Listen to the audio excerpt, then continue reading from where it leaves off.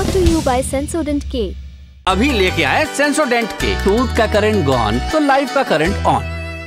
असम सुर्खियों में है। यहां बीते 3 दिन से कांग्रेस नेता राहुल गांधी और मुख्यमंत्री हिमंता के बीच मुखामुखम चल रहा है। राहुल की भारत जोड़ो न्याय यात्रा का आज 10वां दिन। उसके पहले आप ये वीडियो देखिए, फिर आगे की बात।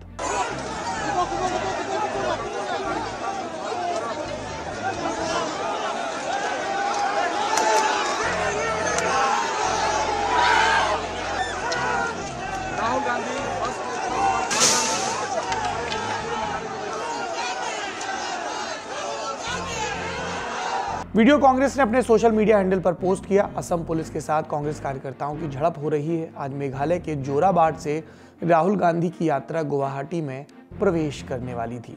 जोराबाट असम मेघालय सीमा पर है। 22 जनवरी की रात राहुल की यात्रा यहीं पर रुकी थी। आज सुबह होते ही असम सरकार के साथ तनातनी वाली स्थिति हो गई।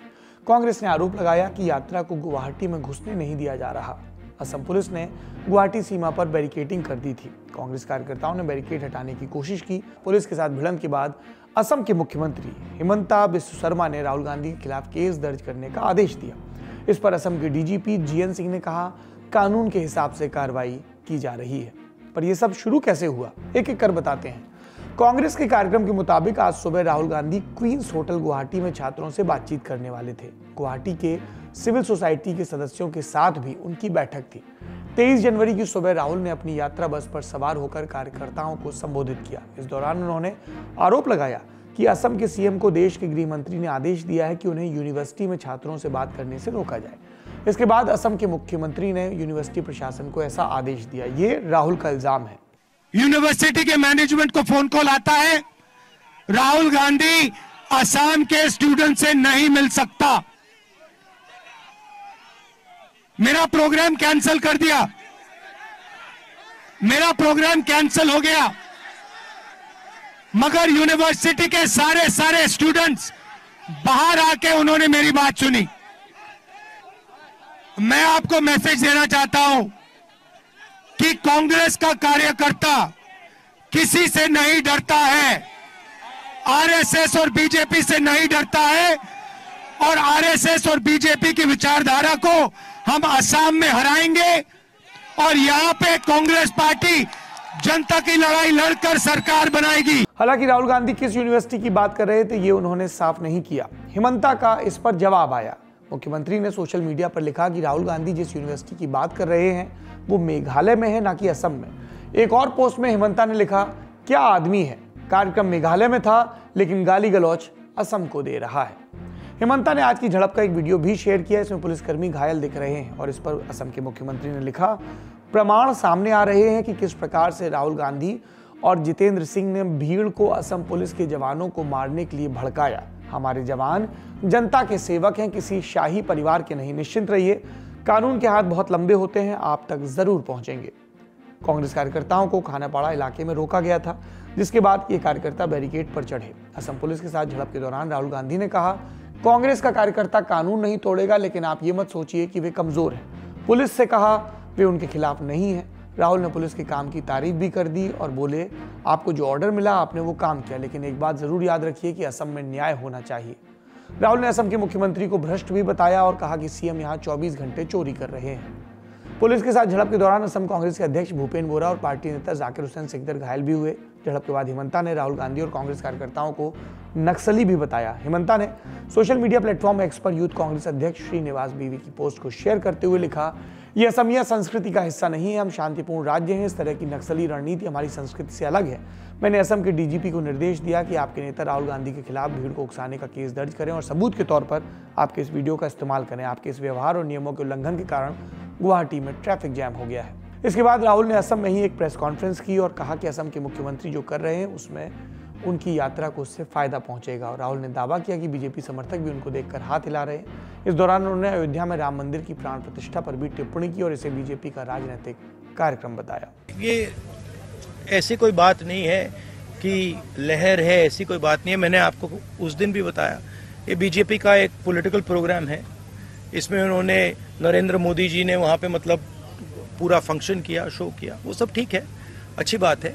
मगर हमारी क्लैरिटी है, हमारा क्या प्रोग्राम है। हमने आपसे बोला 5 5 न्याय देश को मजबूत बनाने के लिए ये हमारा प्लान है और ये हम आपके सामने रखेंगे। अब जिक्र चला है तो राम मंदिर प्राण प्रतिष्ठा का दिन यानी 22 जनवरी के दिन का हिमंता और राहुल का वाक युद्ध भी याद कर लेते हैं। कल राहुल ने दावा किया कि उन्हें असम के नौगांव में बने समाज सुधारक संत श्रीमंत शंकर देव के मंदिर में जाने से रोका गया।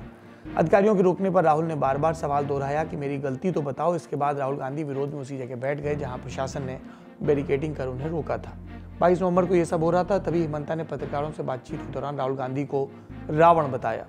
देखिए, अभी राम का माहौल है और राम का माहौल ही रहेगा, ये मैं विश्वास करता हूँ। राहुल गांधी नौगांव में बैठे थे, बटोद्रा थान में जाने। आज आप क्यों रावण का बात करते हो? आज कम से कम राम का बात करो ना। कम से कम 500 साल का बाद आज हमें सब राम का बात करना चाहिए। आज कम से कम रावण का बात नहीं करना चाहिए। ये पहली दफा नहीं है जब राहुल गांधी और हिमंता के बीच इस तरह की रस्साकशी देखने को मिली हो। ये अदावत नई नहीं है।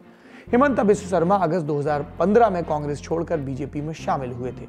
उनके कांग्रेस छोड़ने की पृष्ठभूमि पहले ही तैयार हो गई थी। बीजेपी में शामिल होने से साल भर पहले जुलाई 2014 में हिमंता ने कांग्रेस में सभी पदों से इस्तीफा दिया। वजह बताई गई असम के तत्कालीन मुख्यमंत्री और कांग्रेस नेता तरुण गोगोई के साथ उनकी पटरी न बैठना।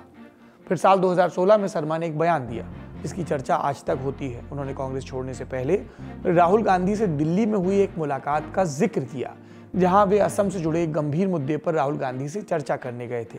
दावा किया कि बैठक में शामिल कांग्रेस के कुछ नेताओं ने उसी थाली में बिस्कुट खाए जहां राहुल का कुत्ता पीढ़ी भी बिस्कुट खा रहा था। शर्मा का आरोप, राहुल गांधी नेताओं से बात करने की अपेक्षा अपने कुत्तों के साथ खेलना ज्यादा पसंद करते हैं।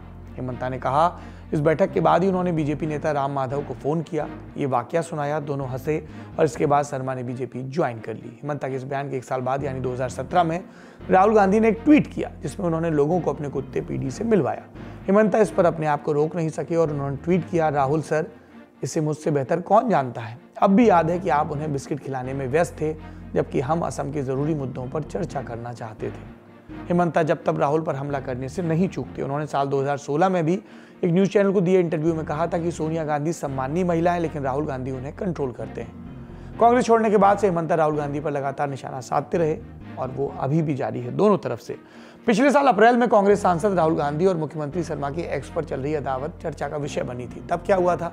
राहुल ने हाल के वर्षों में पार्टी छोड़ने वाले कुछ नेताओं पर तंज कसते हुए ट्वीट किया, लिखा, सच्चाई छुपाते हैं इसलिए रोज भटकाते हैं। सवाल वही है, अदानी की कंपनियों में 20,000 करोड़ रुपए की बेनामी रकम किसकी है? इसके साथ राहुल ने अपनी क्रिएटिविटी दिखाते हुए ट्वीट में हिमंता, ज्योतिरादित्य सिंधिया समेत कांग्रेस के कुछ नेताओं के नाम लिखे। अब हिमंता की बारी थी अपनी क्रिएटिविटी दिखाने की। राहुल गांधी के खिलाफ मानहानि का मामला दायर करने की उन्होंने बात कही और लिखा, ये हमारी शालीनता थी कि हमने आपसे कभी नहीं पूछा कि आपने बोफोर्स और नेशनल हेराल्ड घोटालों से अर्जित अपराध की आय को कहां छिपाया। आपने ओत्तावियो क्वात्रोची को कैसे अनुमति दी। क्वात्रोची कई बार भारतीय न्याय के शिकंजे से कैसे बच निकला। कोई नहीं, हम अदालत में मिलेंगे। ये इन दोनों नेताओं के बीच अदावत की अब तक की खबर है। आगे जो भी अपडेट होंगे हम आपको बताते रहेंगे। इंडिया ब्लॉग से और भी इस तरह की खबरें आ रही हैं। अधीर रंजन चौधरी बनाम ममता बनर्जी लगातार चल ही रहा है। असम से इतर अगर बिहार की बात करें या उत्तर प्रदेश की, तो सीट शेयरिंग को लेकर अभी तक कोई फॉर्मूला स्पष्ट रूप से सामने नहीं आया है।